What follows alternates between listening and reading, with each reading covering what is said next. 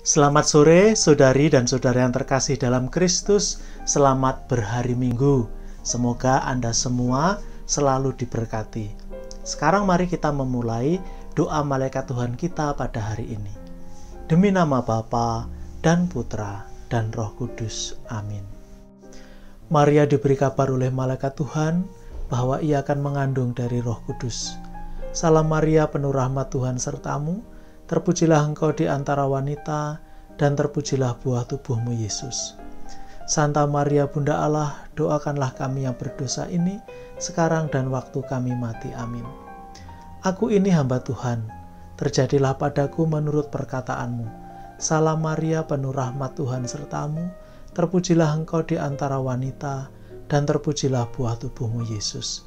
Santa Maria, Bunda Allah, doakanlah kami yang berdosa ini, sekarang dan waktu kami mati. Amin. Sabda sudah menjadi daging dan tinggal di antara kita. Salam Maria, penuh rahmat Tuhan sertamu. Terpujilah engkau di antara wanita, dan terpujilah buah tubuhmu, Yesus. Santa Maria, Bunda Allah, doakanlah kami yang berdosa ini, sekarang dan waktu kami mati. Amin. Doakanlah kami ya Santa Bunda Allah, supaya kami dapat menikmati janji-janji Kristus. Marilah kita berdoa. Ya Allah, karena kabar malaikat kami mengetahui bahwa Yesus Kristus Putramu menjadi manusia, curahkanlah rahmat-Mu ke dalam hati kami, supaya karena sengsara dan salibnya, kami dibawa kepada kebangkitan yang mulia, sebab Dialah Tuhan dan pengantara kami. Amin. Para saudari dan saudara yang terkasih, hari ini kita melanjutkan permenungan kita pada kisah ketika Abraham menyelesaikan konflik dengan Lot keponakannya. Kita sudah melihat kemarin bab 13 ayat 1 sampai dengan 13. Bagaimana Abraham memberi kesempatan kepada Lot untuk memilih. Abraham tidak mau masuk ke dalam konflik. Nah, kemudian sekarang kita melanjutkan ayat 14 sampai dengan ayat 18. Jadi setelah Lot pergi, Tuhan datang memberi janji. Mari kita baca bersama-sama teksnya. Setelah Lot berpisah daripada Abram, berfirmanlah Tuhan kepada Abram, "Pandanglah sekelilingmu dan lihatlah dari tempat engkau berdiri itu, ke timur dan ke barat, utara dan selatan. Sebab seluruh negeri yang kau lihat itu akan kuberikan kepadamu dan kepada keturunanmu untuk selama-lamanya. Dan aku akan menjadikan keturunanmu seperti debu tanah banyaknya, sehingga jika seandainya ada yang dapat menghitung debu tanah, keturunanmu pun akan dapat dihitung pula. Bersiaplah, jalanilah negeri itu menurut panjang dan lebarnya, sebab kepadamulah akan kuberikan negeri itu." Sesudah itu, Abram memindahkan kemahnya dan menetap di dekat pohon-pohon tarbantin di Mamre, dekat Hebron. Lalu didirikannyalah mezbah di situ bagi Tuhan.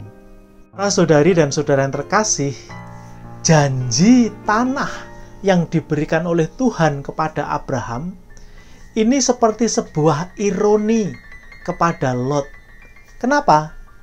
Kemarin kita sudah melihat Lot memandang seluruh dataran, lembah, lalu memilih bagi dirinya sendiri. Sementara Abraham, dia tidak memilih. Tanah itu diberikan oleh Tuhan.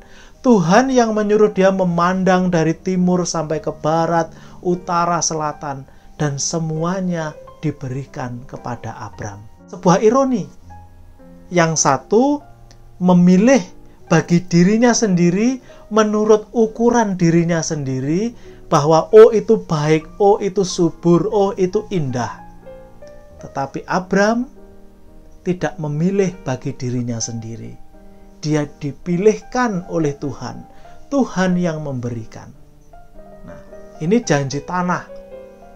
Lalu pada bagian akhir kita juga mendengar janji keturunan. Sepertinya ini tambahan saja, karena tidak nyambung erat dengan persoalan tanah yang melingkupi persoalan bab 13 ini. Kemarin perselisihan antara gembala Abram dan Lot soal tanah.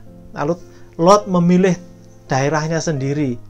Maka janji keturunan dari Tuhan ini seperti tambahan yang disisipkan di kemudian hari.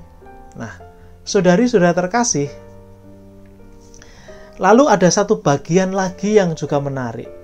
Jadi ketika Abram menjalani tanah itu, karena Tuhan meminta dia jalanilah panjangnya dan lebarnya. Lalu dikatakan Abram menjalani sampai di pohon-pohon tarbantin di Mamre. Lalu Abram mendirikan mezbah di sana. Nah, inilah mezbah ketiga yang dibangun oleh Abraham di tanah Kanaan. Jadi kita sudah melihat kemarin awalnya di Sikem, kemudian dia berjalan lagi, lalu mendirikan di dekat Betel. Sekarang mendirikan lagi di Mamre, dekat Hebron. Hebron ini pegunungan Yehuda ya, kurang lebih 36 km dari Yerusalem. Kota ini sudah cukup tua, jadi sudah dikenal di sejarah dunia sekitar abad 18-17 sebelum Masehi. Kota ini sudah dikenal, Hebron. Saudari dan saudara terkasih, lalu apa yang bisa kita renungkan dari peristiwa ini? Satu hal yang pasti, tadi sudah kita sebut, Lot memilih bagi dirinya sendiri. Abraham diberi oleh Tuhan. Lot memilih yang menurut mata manusia itu bagus. Nah, pemberian Tuhan di mata manusia ini tidak selalu bagus. Tanah yang diberikan oleh Tuhan kepada Abraham ini bukan yang paling baik, bukan yang paling subur. Tetapi itu kan menurut ukuran manusia. Kita harus ingat, ukuran Tuhan berbeda dengan ukuran manusia. Nanti, beberapa bab kemudian kita akan melihat tanah yang menjadi pilihan Lot itu hancur luluh ketika Tuhan Allah menghancurkan Sodom dan Gomora. Kemarin kita sudah melihat bahwa hal-hal yang kelihatan cantik, luar biasa, bagus, indah, itu juga dekat dengan bahaya. Tuhan memilihkan yang di awal menurut pandangan kita manusia bukan yang terbaik, tetapi Allah sudah merencanakan jauh ke depan. Nah, ini yang kerap kali tidak kita sadari. Tuhan memberi menurut yang terbaik di mata Tuhan, bukan di mata kita. Dan kita seringkali protes, Tuhan, kenapa Engkau memberi seperti ini? Kenapa buruk sekali? Kenapa tidak indah? Tidak sebagus itu? Dan sebagainya. Kita mengukur semuanya menurut kacamata kita sendiri. Kita lupa bahwa Tuhan memberi yang terbaik menurut Dia. Dan sudah diperhitungkan sampai jauh ke depan nanti. Tuhan menjaga, Tuhan melindungi. Itu yang Dia buktikan kepada Abraham.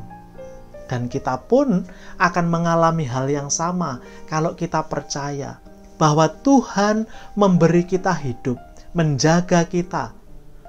Tapi kita harus percaya, bukan menurut pemikiran kita sendiri, tetapi menurut kehendak Allah dalam hidup kita setiap hari. Tuhan memberkati. Demi nama Bapa dan Putra dan Roh Kudus. Amin.